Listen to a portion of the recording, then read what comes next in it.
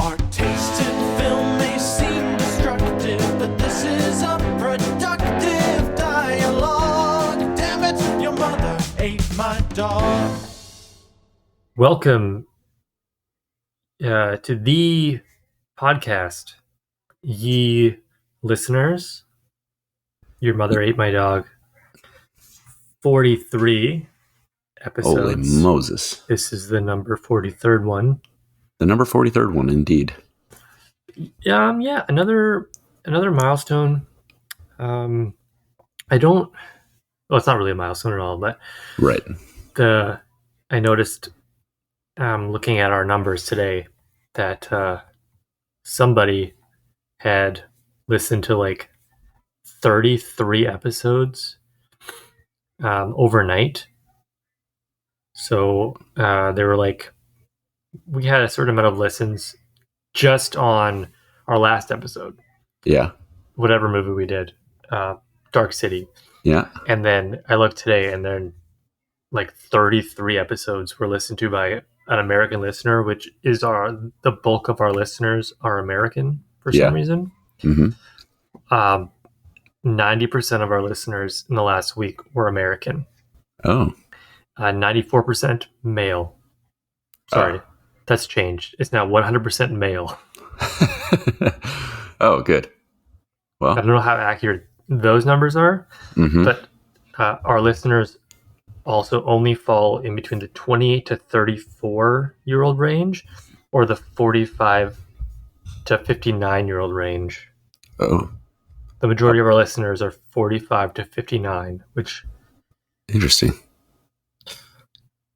How about that football team, fellas? Oh yeah, Americans. How about that? Americans. How about those primaries? Yeah, can't get enough. And they only listen on Apple Podcasts. I mean, how else are you going to listen? That's the way to do it. That's the official Your Mother Ate My Dog endorsed method of listening. Yeah. Anyways, how's your so you're a big filmmaker now. Have you huge decided on a second episode? Is that coming out soon? We want to know. Well, it's not coming out, I would say, particularly soon. Perhaps this coming weekend I may record it, but I do have an idea of where I want to go next. One of two places. Sort of like an audible decision will be made at the time. Right, but couldn't you just do like both at some point? Yeah, but I just want to this upcoming weekend I want to film one of them, and one is weather dependent. So if a particular weather is happening, I know where I'm going, and if a particular weather is not happening, I'm going somewhere else. All right, well let's look up Weather Network. Okay. Here for Victoria, British Columbia. Thank you again to our American listeners. Victoria, British Columbia is where we are. I don't want to do that. So we're looking at the next 7 days for weather. Yeah, what's it looking like on Saturday? January the 16th is when we're recording. So we're looking for January the 21st and the 22nd. Yes. The 21st, the Saturday, a few showers, high of 6. 70% chance of participation. Of precipitation. Mm-hmm. My apologies. A little windy. It's one of the windier days. Okay. So yeah, it's probably going to rain a little bit on the Saturday. Sunday, mainly sunny. Okay. Well, on Saturday, which is the day I would likely record, I have a plan for if it is raining, or and overall not very nice out. You'll bring an umbrella. Exactly. Yep. Wow. Well, I for one am excited to see what the future holds for Vinyl and Strange Places at youtube.com. Yeah, check it out if you want. Even if you don't want. Even if you don't want, do it. That would be nice. Oh yeah, you got any fun projects? Perhaps like New Year's resolutions for this year. something maybe you want to get done that you've been planning to do a while or something like that.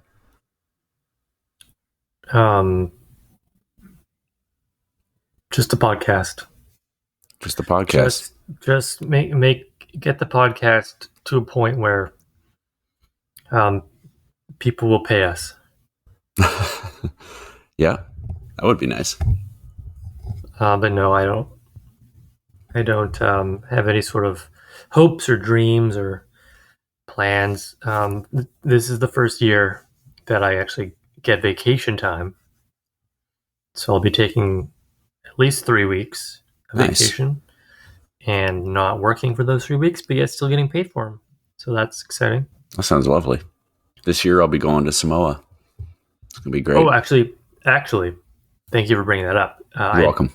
I did remember this a few days ago, perhaps this past weekend, about Team Canada. I'm like, well, we never really asked them about that, and then I forgot about it.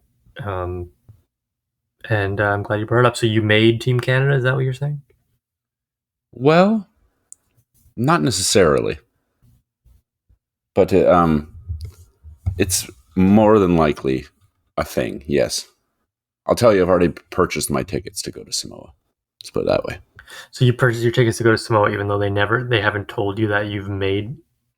I mean, I guess you would have to pay your way regardless. Yes.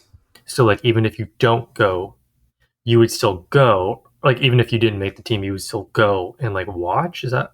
I could go and watch, sure, and be a backup or something. I don't know, but really, something would have to go pretty wrong for me not to be on Team Canada. Let's put it that way.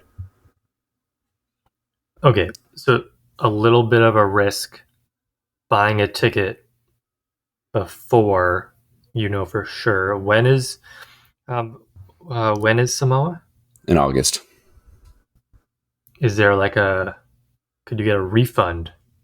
Is there a refund option? I think, yeah, the way I paid for it, you can pay like, extra $150 or something, and then it becomes refundable if need be. Interesting. But yes, like, if I'm going to try to give you the Cliff Notes, it's basically like there was 2 ways to get chosen to be on. Wait. How about you give me the Jesse notes? Oh, right. Cliff is my friend who usually he's the one that gives notes. And I'm just so used to him giving them that I just said Cliff Notes. Yeah, okay. Cliff on Cheers. I think he was the postman? Something like Anyways, that. Sounds right. Go for it. Okay. Moving past that joke. Okay. So basically, for this year, for the process for getting on Team Canada, there's 2 ways to do it. You can either go through the selection committee, who are made up of like coaches that are, the Team Canada coaches, or you can like put your own crew together called the predetermined crew with people you may know or live by you or whatever. And then that crew would then race off against the crew that the committee would put together. And the team who wins would then get to go to Samoa. But the team that we made that predetermined were the 6 fastest guys at the time trial that everyone had to participate in to then be eligible to be even considered for a crew. And it's all different age categories. So we have our own age category, which is like the under 40 age category. And it just so happens that the 6 guys that were the fastest overall out of any age category are the 6 people that are on this crew. And then the other people who are eligible to be in the open crew selected by the committee, the people who are left over, are not as fast. Yep. Oh. That's the quickest way I can explain it. Thank you for the Jesse notes. You're welcome. Well, that's exciting. Yes. I will have to look at a map and see where Samoa is. But I'm sure it's in a wonderful place, and it'll be a fun time. Totally. Okay. Well, it sounds like you have a lot planned, and I have nothing planned in my life, which is how it should be. That's how it should be? Well, we both can't be successful at the same time, right? Right, that would cause a rip in the time-space continuum. Yeah, we need a conflict. But in because of your big the big news, your everything's coming up, Jesse. Uh-huh. I've decided to bring back Follower of the Week Oh, thank God. this week. I missed it so much last time. Well, you have to start saying stuff. I have to start saying stuff? Because I'll just keep not doing it. Unless you're like, oh, I miss it so much. I miss it so much. It's my favorite segment. We do have a lot of segments. We do. I like the segment podcast. Our Follower of the Week this week, a guy by the name of Johnny Lemuria. So it's Johnny, Lemuria. Mm-hmm. Type that up on your Instagram. Real name Johnny Leland Robinson. He's a artist, a multidisciplinary artist. Mm-hmm. He has 788 followers, but is following over 3,000 people. Okay. 425 posts. He's a member of the hashtag LibSoc Caucus. Don't know what that means. High priest of the Temple of the New Flesh. He has a website, johnnylemuria.com. Uh-huh. He advanced to the Obsidian League on Duolingo back in April of 2022, and that's where you liked a post. He advanced to the Obsidian League on Duolingo twice. What else do you like on? He posts his own tweets. Okay. He tweeted in June that he's against TERFs, TERFs, and that he will oppose them at every turn. I will not give them the benefit of the doubt, good faith, or a platform. I will not be polite about it, which was then linked by our podcast. I'm a little worried what that is. I'll Google TERFs. Might have to edit this out. TERFs.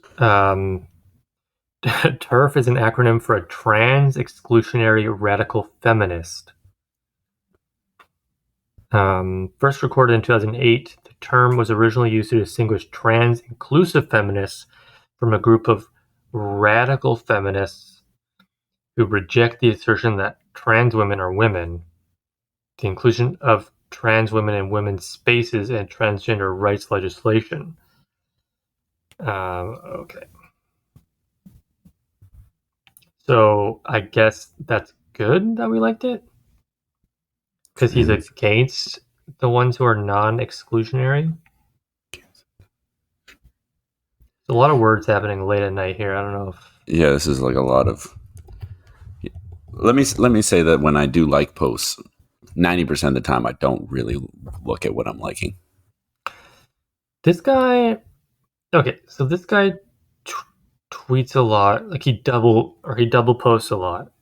And you just happen to like all the ones that he double posts. Oh. Maybe you liked it like ironically. Could be. You're like, oh, good job. Yeah, I don't know, whatever. Johnny Lemuria, I think you're our follower of the week. Yeah, it's like a problem. He double posts. He's not even that old of a guy, I don't think. Technology not great for Johnny Lemuria, but thanks for following us. Yeah, this is a good thing that he's against it. Yeah, I think so. I think I'm safe. Yeah. Good job. Yeah, I did it. We did it this week, where we watched a movie. The concept of the podcast, which we don't explain a lot, is that we watch a movie and then we talk about it. You wouldn't know that by the first 15 minutes of this podcast so far. We haven't even mentioned a movie. The year 2023 has been pretty good for movies so far, and this week was no exception because we went with Rosemary's Baby from 1968, a novel turned film, which is critically acclaimed. So you can't go bad with Rosemary's Right. Baby. I have compiled a list of other movies with the name baby in them, Oh, good. or I guess with the word baby in them. Uh-huh. Um, before I have a top 5 names, movies with baby in them. Do you have Okay. any off the top of your head you could think of? Geez. With the word baby in it. Little. No, I can't think of a single one. Million Dollar Baby, Okay. Hillary Swank. Boss Baby, Right. Baby Driver, Right. Baby Geniuses, Hmm. and Three Men and a Baby, which also compiled a sequel, which I actually don't know what it's called. Three Men and a Baby sequel? Very slow typer today. Oh, Three Men and a Little Lady. I guess the baby grew up to become a little lady. Baby not in the name, so it does not count. Okay. That's good clarification. I've heard of like 4 of those movies. I haven't heard of that last one you were talking about. You haven't heard of Three Men and a Baby? No. Ted Danson. Ted Danson. Yeah. Oh my God. It's like, so there's 3 men, 3 adult men, Ted Danson, Tom Selleck, and Steve Guttenberg, who have to take care of a baby. Okay. The film was directed by Leonard Nimoy. Weird. 67% on Rotten Tomatoes. It was one of those movies that played a lot on TV growing up. Okay. Well, the more you know, I suppose. So yeah, we watched Rosemary's Baby this week. Did you find it scary? Maybe not scary, but incredibly creepy. Creepy, yeah. I was gonna watch it one night. My brother wanted to watch it, and then he left for a bit, and then he came back and he changed his mind because he thought it'd be too scary. Okay. It was not. No, not so much scary. I did watch it with all the lights off because I was like, oh, whenever there's like a horror movie opportunity, I try to do that. Which like when I watched Blair Witch Project for the first time, I did that. That was not a good idea. I actually got pretty scared by that movie. But this movie, it was not so much scary, just kind of creepy, suspenseful. Bravo did a list of the top 100 scariest movie moments in 2004. So, things have maybe changed a little bit. Mm-hmm. But Rosemary's Baby, the scene where maybe she gets taken advantage of by a certain satanic creature, Yes, was number 23 on the list of 100 scariest movie moments. it's definitely it was a very unsettling scene. I'll say that. The Exorcist was third. The head spinning clockwise thing. Mm-hmm. The chestburster scene in Alien was 2. Okay. And that scene where an unseen shark devours Chrissy Walken during a midnight swim in the movie Jaws was number 1. This is like scary moments in like classic movies. Just like any movie, I guess. Okay. All right, Rosemary's Baby. How did it go? Well, like I said, it was a very, very creepy movie. A lot of suspense. Quite a lot of. It was a very compelling story, and it was interesting. Like, yeah, Mia Farrow playing Rosemary. An excellent performance, I thought. And it was interesting, like watching her sort of weave in and out of of like kind of understanding what was going on, or sort of, and then also being sort of like taken in by it. Like she was sort of. I mean, there was a lot going on to her. She did well in portraying how she was being sort of pulled away in a bunch of different directions and influenced. She just wanted a baby. She just wanted a baby. And there was a lot about like, well, yeah, she wanted a baby. That's a good way of putting it. Mia Farrow actually ate raw liver for a scene in the movie, despite being a vegetarian at the time. Oh, interesting. Yeah, those scenes were weird. This movie did a good job of like making some moments that happened a little hard to know for sure if it was happening or wasn't happening. So I liked that. Right. You thought maybe there were like dream sequences? Sometimes. Like that scene, the aforementioned scene about, Right. We get it. Like, yeah, I was like, was that she hallucinating that? Did that really happen? Well, evidently that really did happen, but yeah, it's weird. It was done so in a way that it wasn't 100% sure if that was happening. Her husband, played by John Cassavetes, was a creep as well. Bad guy. Not a good guy. And he also had a great performance. Yeah. Acting wasn't an issue in this movie. He very selfish, just wanted to be a better actor. Yeah. And then one of the worst scenes I think I've ever seen was when she wakes up with scratches and he's like, "Oh, don't worry, I've cut my nails." Oh God, that was horrific. Yeah, it gave me the creeps a little bit. Oh, big time. Yeah. So this was a book, right? The movie directed by Roman Polanski. He's a big time director who's now been shamed. Yes. He didn't know that he could improvise, so he faithfully adapted this book. Basically, he took big chunks of dialogue, word for word.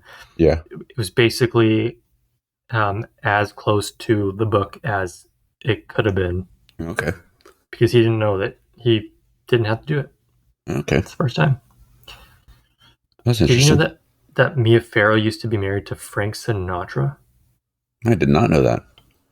Frank Sinatra, very upset that Mia Farrow was even in this movie because they had just had a child, or they had just gotten married or something, and he was under the impression that she was going to quit acting and just be stay at home. Oh, and then lovely. She was she was not a well-known actress at the time, so her getting this role was like a pretty big risk. Right. It paid off, but he was mad that she took it, and then they ended up getting divorced. So, well, she's her own woman. She can do what she wants. Yeah, Mia Farrow, definitely a wonderful performance. She cut her hair midway through the movie for some reason. Yes. Other than that, pretty good. She did not win an Oscar for it, which apparently was a big deal because the old lady won the Best Supporting Actress Oscar. What? Really? She didn't win. Yeah. But the old lady who's, whatever her name was, Minnie or something? Minnie won the Oscar. Mia Farrow did not. That is a bit of a tragedy. Travesty. I was going to say that was perhaps, well, maybe not. I don't think there was really a weak performance in this. But it stood out in a way that maybe was not as... Maybe I just didn't like the character very much. But I don't know. That is surprising, though. Yeah, no, I thought she did a good job. There was one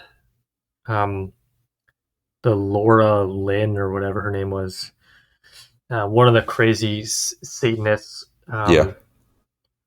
with the last scene when she was rocking the baby, and Oh, the thing just stuck her tongue out yeah. at Rosemary because she was upset that the mom wanted to see her child. Right. She didn't win anything, I don't think. Oh, okay. Yeah, that part was weird. I thought that is one thing I noted perhaps in the last 5 minutes. Got a little ham-handed. Like, okay, now they're really laying it on thick with this whole Satan worship thing, and it's getting kind of like a little silly. Yeah, like it was a 2 hour and 15 minute ish movie. Like that went pretty slow. Yeah, it was a And then little slow.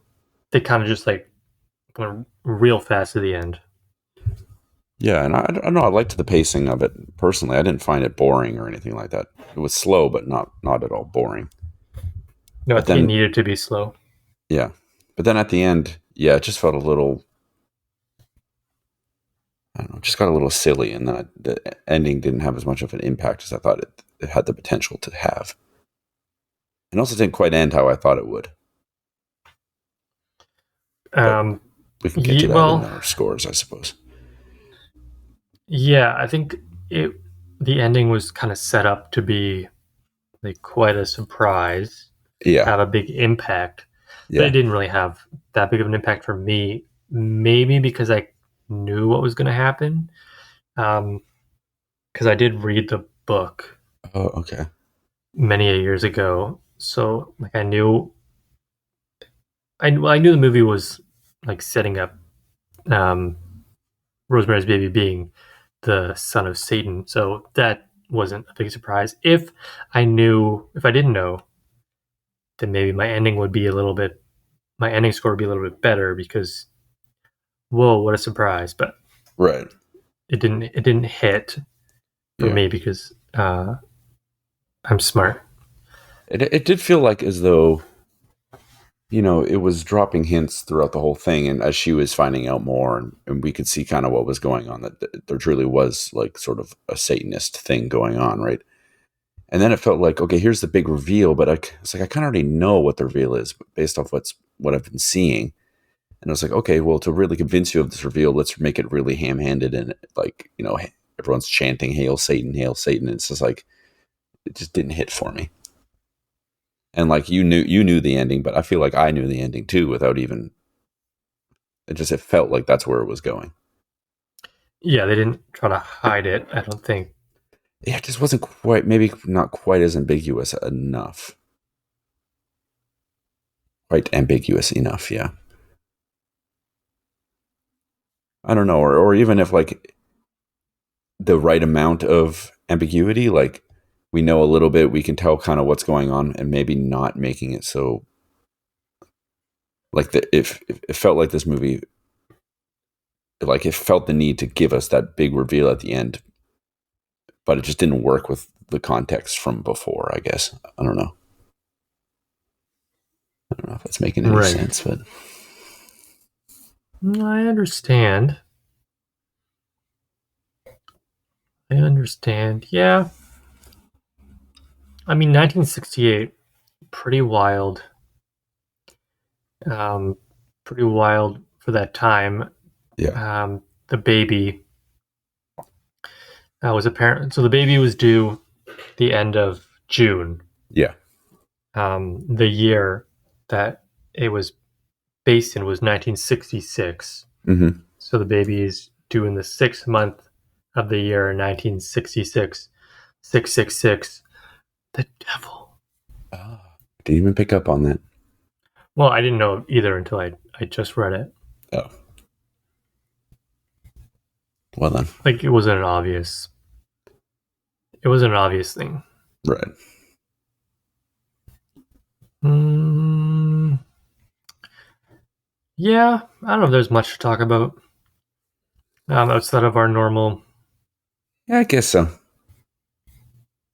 It It was was a just fun watch. It was a very compelling thing to watch. I mean, it was a good movie for sure. yeah. It's just one of those good movies. One of those all time horror movies. It's like one of those movies where you tell someone you haven't seen it and they go, "What?" You know, like a classic, I suppose. Yeah, it's definitely a classic. Have you seen any other Polanski movies? I don't know. What else has he done? He did Chinatown and The Pianist. I saw Chinatown. Um, I have seen Chinatown with Jack Nicholson. Pianist, The Ninth Gate. Those are sort of the big ones I can think of off the top of my head. You ever watch the Beethoven movies? Perhaps a clip here and there. The dad in the Beethoven plays the um, not the bad doctor, but Dr. Hill, who has a small part. It'd be more interesting if you had seen Beethoven. But what about this character? Just it's cool that the Beethoven dad's in it. He just has a small part. It's like one of his first parts. Oh, I see what you're telling me. Oh, okay. Oh Yeah, yeah, pretty cool look at that the that. The Beethoven Charles dad. Grodin guy, the Dr. Hill. That guy. Yeah. I see. Oh, interesting. Didn't even notice.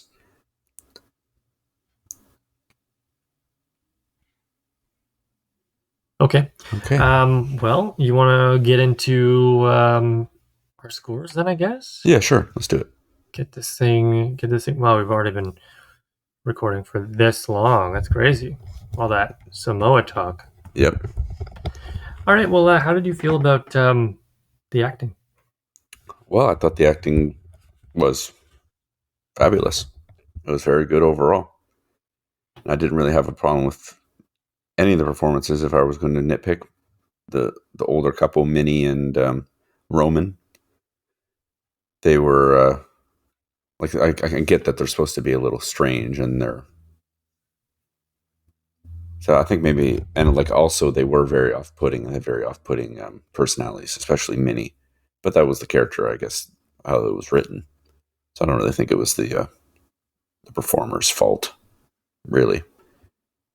And yeah, perhaps maybe like since I didn't like the end all that much, maybe the way I'm seeing how the end was performed is being influenced. But I thought maybe it fell apart a little in the end. But I don't know. I think overall quite solid. So my acting is pretty high score. I have it as 9. Wow. Yeah. Would it make you feel better if you knew they were both dead? That makes me feel much better. That is a load off my mind. I think most of the people in this movie are dead now. Mia Farrow is not. Mia Farrow was just in a show I watched. She's not that old. She's only 77. She was in. What was it called? Jesse, what was it called? She was in The Watcher. Yes, The Watcher. That's what I was talking about. She had a small part. Creepy old lady. Oh, well, there you go. My acting score, not as good as a 9. 9's a pretty rarity. A side note, I did watch my first movie of 2023 outside of the podcast last night. A movie called The Menu, which was I gave an 8.9 overall, which is higher than anything I watched last year. Great movie. Highly recommend The Menu. It's on Disney Plus. Oh, great acting. It has Voldemort. He's yes. the main guy. Yes, I've seen stills from this movie. Yeah, there's a movie. You don't know where it's headed. My acting score is an 8. Mia Farrow, she didn't win the Oscar for Best Actress. I should probably see if she was even nominated. I can look that up while you keep going.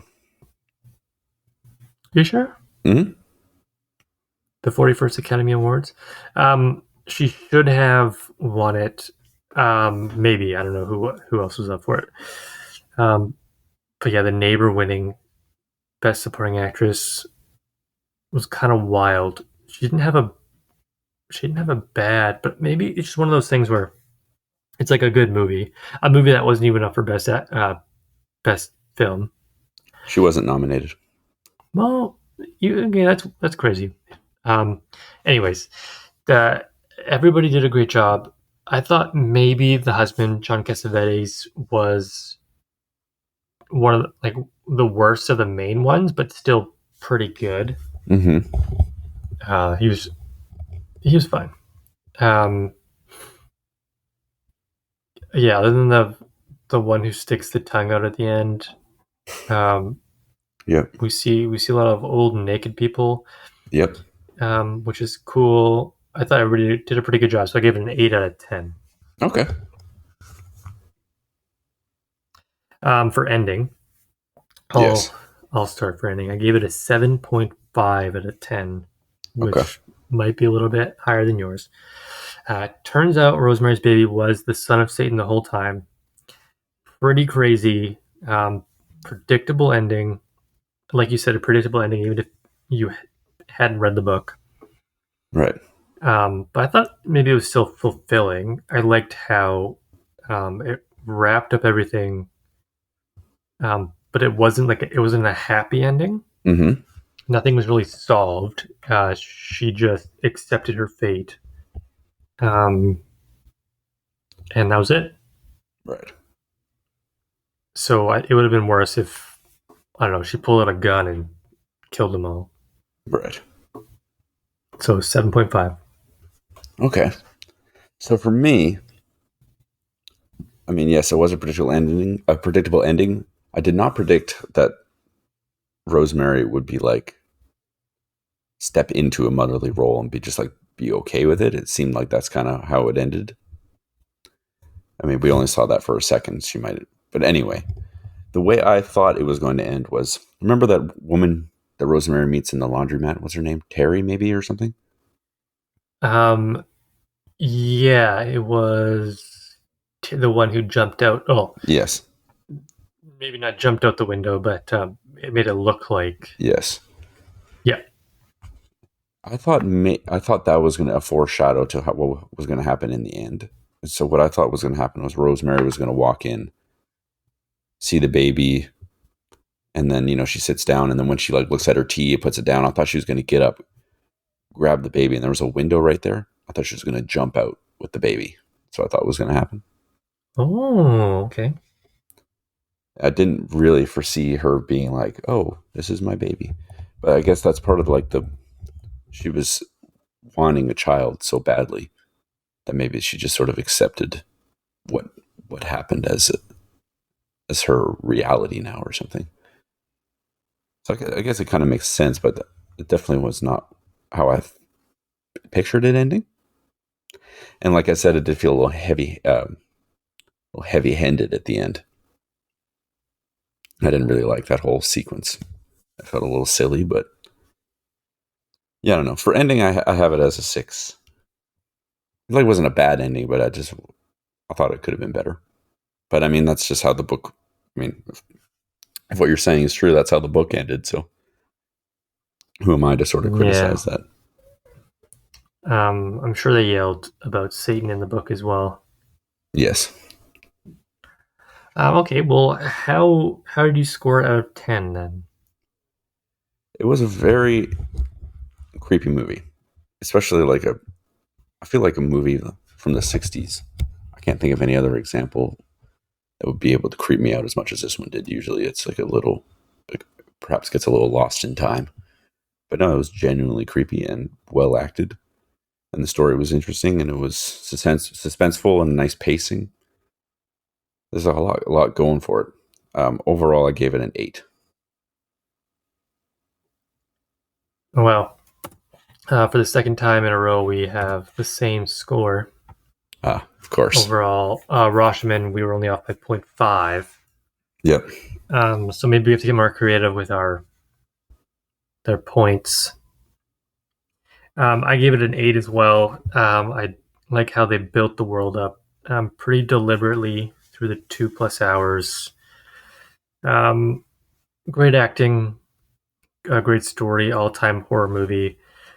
Um, there wasn't a whole lot of surprise though. I think because maybe it was slow, it gave the audience time to like kind of think about what was going to happen and Yeah. and accurately guess, which takes the fun out of it. But 8 out of 10, great movie choice, Jesse. Um, I mean, Josh, good job. Josh, that's you. Yep. Cool. Rosemary's Baby, 1968 masterpiece. It's over now, though. It is. You know, I watched a movie outside of another movie. I've been in the movie watching mood lately. I watched another movie that wasn't for the podcast this week. I watched a little movie with Daniel Day-Lewis in it called My Left Foot. You seen that? I haven't even heard of it. You haven't heard of that? There Will Be Blood. That's all I know. That is definitely a Daniel Day-Lewis movie. It was very good. Probably, if I were to give it a score, probably also an 8 if I were to force to make a decision. But I've seen most of his movies now. Well, maybe not most. I've seen a lot of his movies. High praise. Have you seen the one that was up for an Oscar recently? Recently? About like fabric. You mean The Phantom Thread? Yeah. I have actually not seen that. Interesting. Okay, well, have you thought of maybe a movie for next week to fulfill your obligation? Episode Yes, I 44. know what movie we're watching next week. 100%. It's a complete 180 from this movie. Ooh, a comedy? Perhaps. No, we don't do many comedies on this podcast. I don't think it's a comedy. When I look it up, it says it's it says it's a musical / comedy. A musical? Apparently, I didn't even know that. I guess it makes sense though, given who it's about, who's in it. I suppose Are you watching Elvis? we're not watching Elvis. No, I feel like you would have a very hard time just guessing this movie based off what I've given you so far. I can tell you it came out in 1997. A 1997 musical. Mm-hmm. It's just gonna give me Broadway shows. Right. Musical film. Mm-hmm. Is it animated? No, it is not. Is it Selena? It is not Selena, no. Hmm. I'm not even sure why I picked this movie, to be honest. I just know of its existence, and I'm like, you know what? I'm just going to jump in without even looking. And this is what we're going to watch. Okay. 1997. Mm-hmm. That's a good year. We've only watched one 1997 movie for the podcast. Can you guess what movie that is? 1997. Was it Con Air? It was Con Air, yeah. Nice. Great year, I guess. I guess so. This might be right up there with Con Air, although unlikely, I would say. I don't think it's supposed to be particularly good.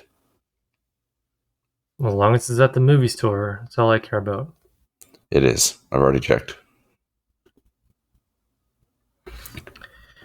Okay, well, thank you for all your hints. If anybody can guess, please let us know.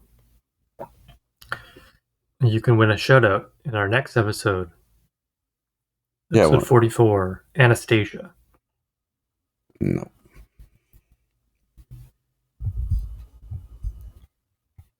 Okay, well, I don't know. Do you got any news or fun things you want to do? I guess a palate cleanser we need. Rosemary's Baby was pretty heavy. When did you finish watching it, by the way? When did you watch this? I watched it Sunday morning. Oh, okay. That's a weird movie for a morning time. I finished watching it about 2 hours ago. Well, yeah. I mean, there's only this weekend. And I guess I did have a lot of time. Oh, that's fair. To watch it, so I chose Sunday morning before chores. Yeah, it's about as good as time as any. Because I'm not really into the football. Sorry, Americans. Big football weekend. I would rather watch Rosemary's Baby.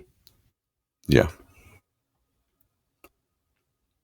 Okay, well, I think that was another successful episode.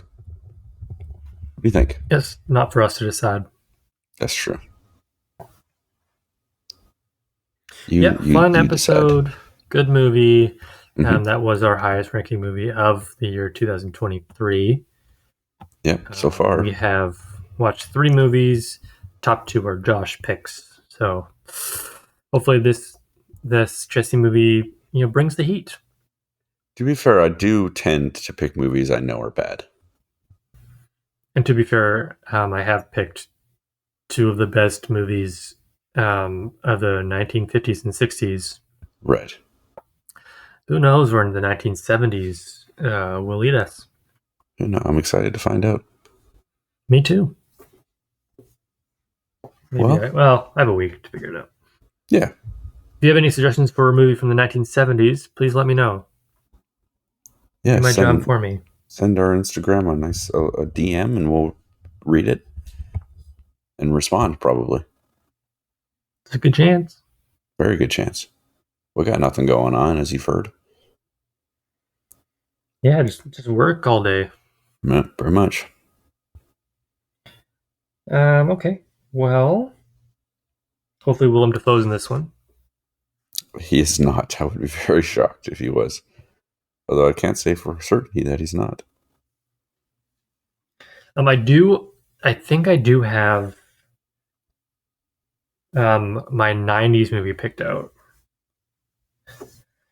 Actually, I'll just ask you, have you seen the Super Mario Brothers movie?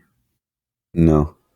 So I think maybe that's 6 weeks from now we'll watch the Super Mario Brothers movie from 1992. Okay. Let's get something to look forward to. It's very bad. Yes, that's what I've heard. The guy from House is in this movie. Is it the movie there's a plane crash in the desert? No, there's no plane crash in the desert, I don't think. But to be honest, I don't know what happens. Anyway, I don't want you to guess before the end of the episode, so. Does he have a mustache in it? I don't know.